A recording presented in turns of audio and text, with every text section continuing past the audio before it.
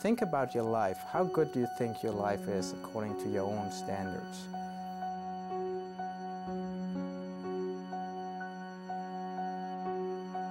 So we're noticing now the limitations with our resources, and maybe that we just see the limits of getting wealthier, and that's not the way to pursue happiness. So we're looking for alternatives.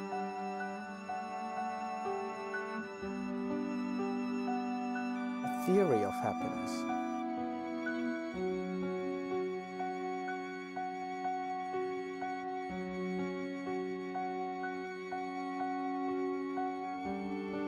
How often did you feel good or happy yesterday or in the past months? 0, not at all. 7, all the time. How satisfied are you with your life right now?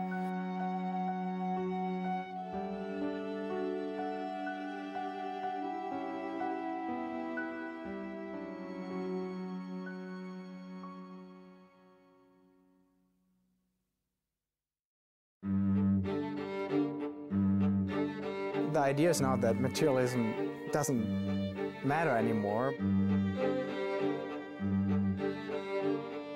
A lot of the materialistic goals are more fulfilled. The fact is that these are very affluent, very wealthy countries, like Canada, for example. People have a house, have a car, and then they realize it's good to have these things, but clearly that's not all there is.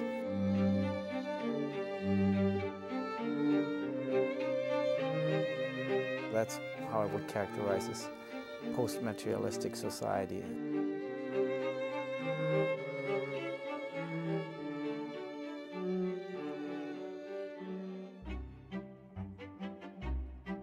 We're trying to pursue happiness by pursuing emotional happiness.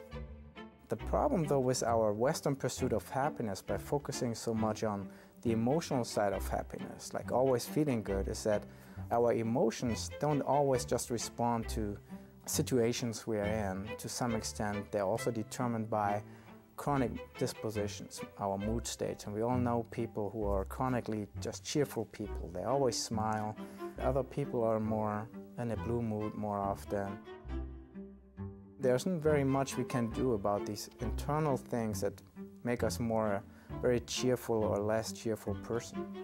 And if we're now pursuing more and more this emotional side of affect, we're trying to actually chase something that we don't have very much control over.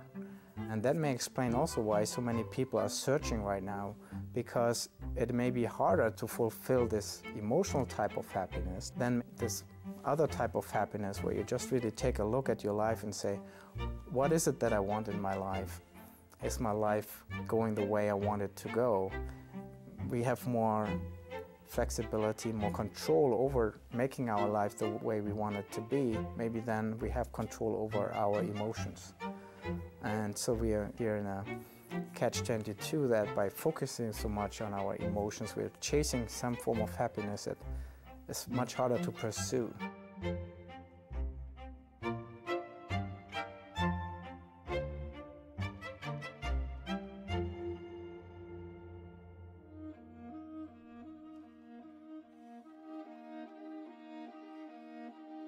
I think what's important here is that maybe there's very few things where we can say, on average, they make you happier or less happy.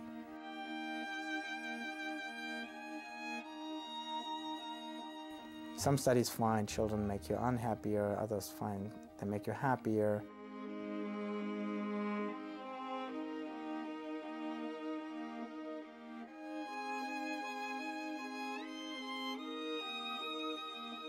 And in general, it seems that just having children or no children on average doesn't seem to have an effect on happiness, which is interesting. When people are asked about what makes them happy, they're constantly saying, my children make me happy.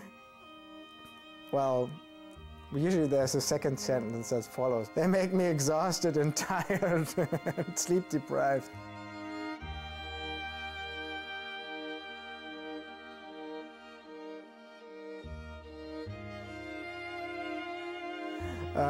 And so really, again, we may be looking at different forms of happiness, right? In this instant feeling-based happiness, they drain us a lot, right? It's like, you're investing so much, you have to always control yourself, you're tired, and often you can't do the things you really would want to do. Those are a lot of the negative sides, but then when we ask about it, we go back more on this reflective judgment. But is it all worth it? And overall, would I want to have children or not? And all the benefits and moments where they make us laugh or we just really enjoy them seem to just outweigh then all the negatives in these more broader judgments.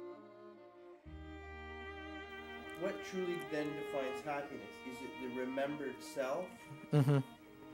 Or is it the sum of those hot moments of Right.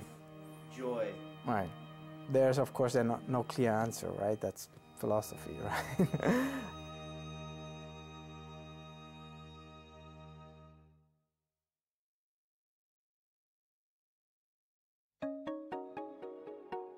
Counting up your happy moments, it's still not very subjective because it doesn't allow you to choose the way you want to evaluate your life. In the end, you have to count up all the moments, and you can't say, but these moments were not important.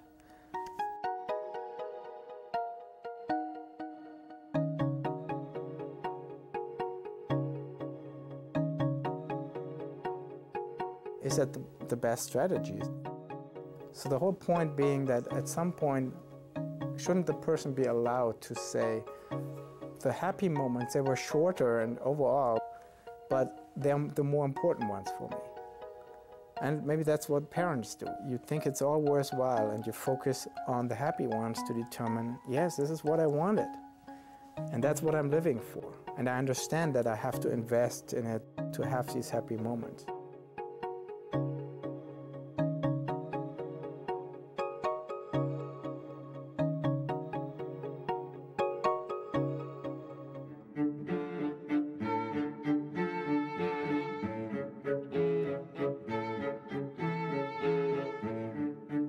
Another issue that comes up is when we differentiate the momentary feeling of happiness. So right now, I know I feel good.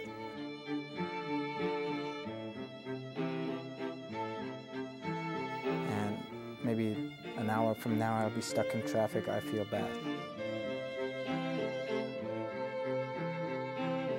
But these feelings exist just in the moment we experience them. So some research has examined how well do we remember our actual emotional experiences. Let's say people undergo a painful medical procedure. It's very, very painful. Ideally, you would think the faster it's over, the better. But in one study, they extended the painful medical procedure by 10 minutes, but the last 10 minutes were only mildly painful compared to the very intense pain experienced during the main procedure. Now you would think you're actually adding 10 minutes of pain, so people would think it was even worse. They're like, oh, it wasn't all that painful in the end. So in the memory, the longer, objectively more painful procedure was preferred, and they were more likely to undergo a similar procedure again than the shorter experience that was mainly intensely painful and then abruptly ended. Ironic thing is here that you're objectively extending pain, but in our memory it seems not so bad because the end matters more. The end matters more. Yeah. So what does that say about endings of experiences? I mean, I guess it's an old saying, leave the party at its best moment, right?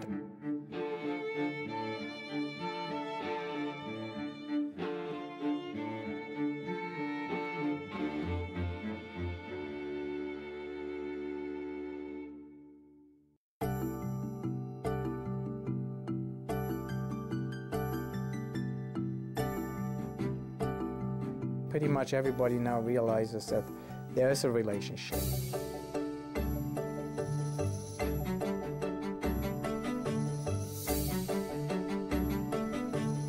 In the old days, maybe even just 5 years ago, often people would say, money doesn't buy happiness. And that was based on the fact that money is just one factor of many other factors.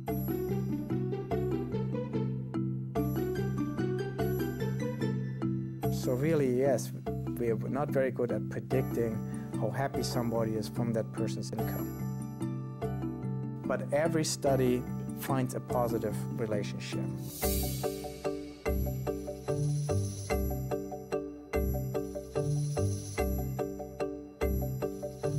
It's very hard to find a study where the people who reported higher income then reported lower levels of happiness. Now the question is, what's the causality here?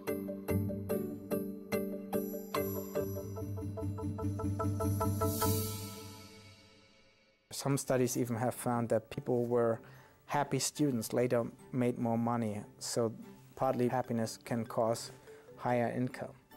And that especially makes sense at the low end of the happiness spectrum, where people are really clinically depressed.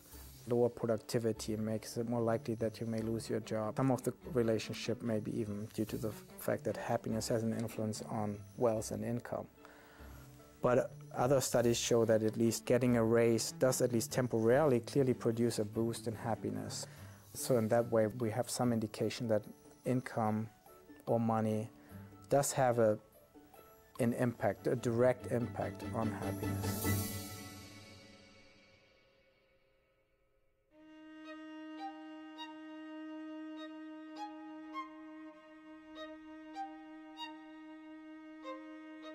The consequences of getting married are not the same for everybody.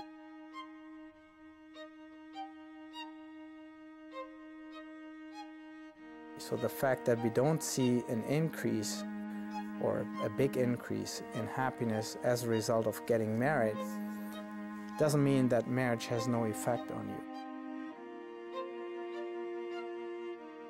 or that living by yourself means your happiness will remain the same.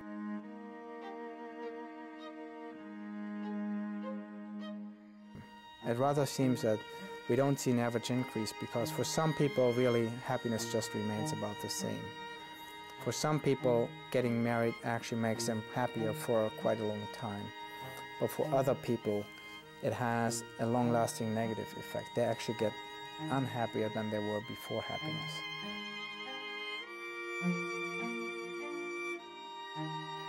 And that's why I usually tell my students, this is of course a million-dollar question.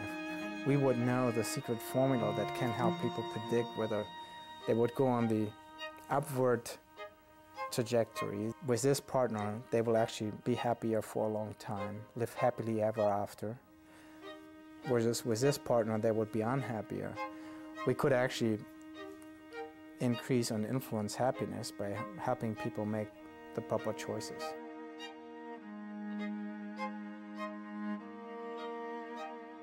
Maybe that's science fiction right now, but of course internet sites like eharmony.com, they're actually employing relationship researchers, social scientists, to come up with this secret formula and then sell it to the public as a guarantee that you find a partner through us. We can give you at least better odds, and right now the 50-50 coin flip, that you'll be a bit more likely to go on the upward trajectory and be happier. Whether it's actually possible to find this formula, some people would doubt that. Some people really think it's too complex, it's too difficult, and it's like predicting the weather 10 years from now.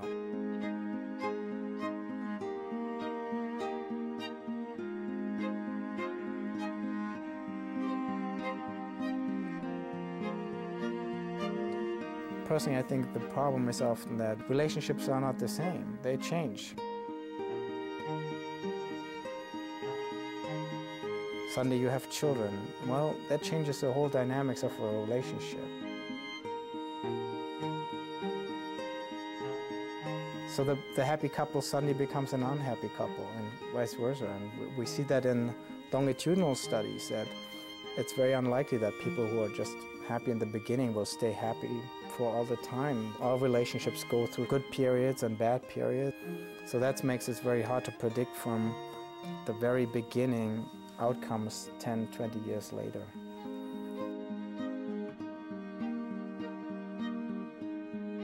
It may not be possible to find a very good formula to make this prediction.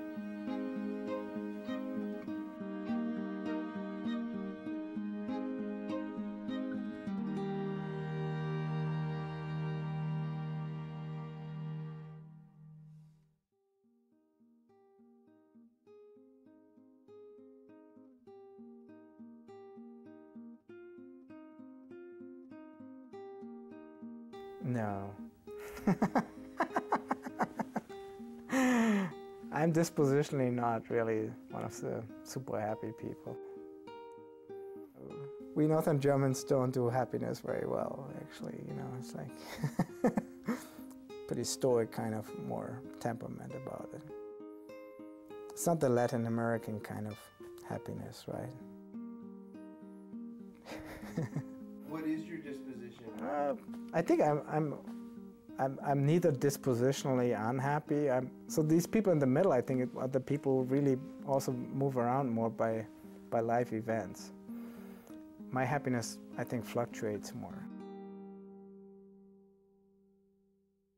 In general, that has been shown that people who are really happy, they seem to be also be more stable in their happiness.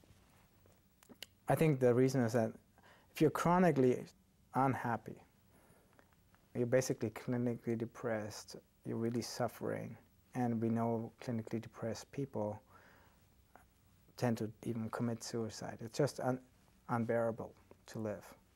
So naturally, we would expect very few people to be chronically unhappy.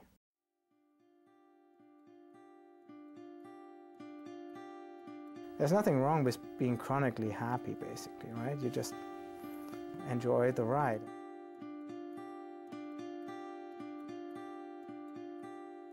Even during bad times, you still think it's okay.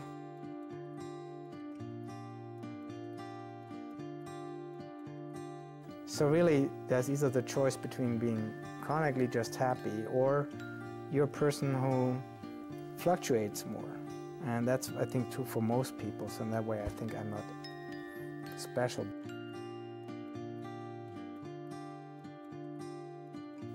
When good things happen, your happiness goes up. When bad things happen, I think that's more the experience of most people, that happiness isn't just a static thing. But if you're asking me about the happiest people, I think with that super high level of happiness comes also a more stable level of happiness. So. Do you want to be happier? Well, the trick with that is often that just by wishing to be happier, you might set yourself up for being unhappier.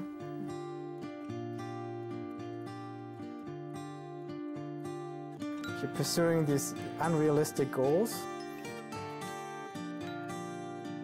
so I actually try not to be happier because I think that will make me happier.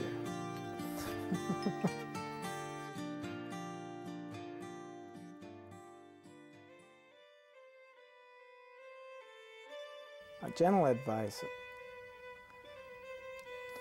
to realize and appreciate the positive moments more. Another strategy relates to this research on, it's called maximizer versus satisfizer. Not always trying to maximize, trying to look for the absolute perfect, but to just see whether something is good enough.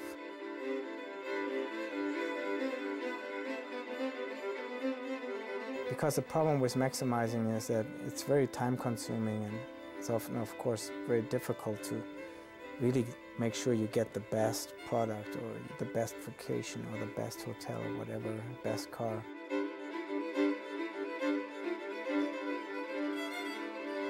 You can spend a lot of agony and stress and just You're never sure you really got the best things.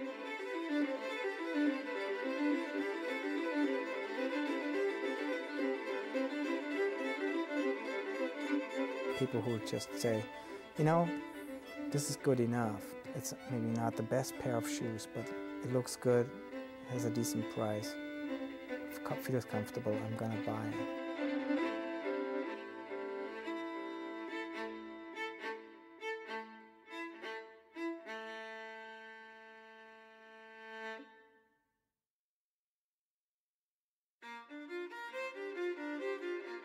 The other one is this ironic one, not trying to chase happiness too much, because if you think too much about it, God, you're always like, oh, am I happy enough? Am I happy enough? Man, that can be pretty stressful, right? That's not how to go about it. So maybe not try to evaluate your life constantly, but, you know, live it for a moment and then evaluate and then maybe make some changes and then live for a while. Maybe we've become a bit too obsessed with, am I happy now? Am I happy now? Am I happy now? Relax a little bit about the happiness thing is probably also good advice.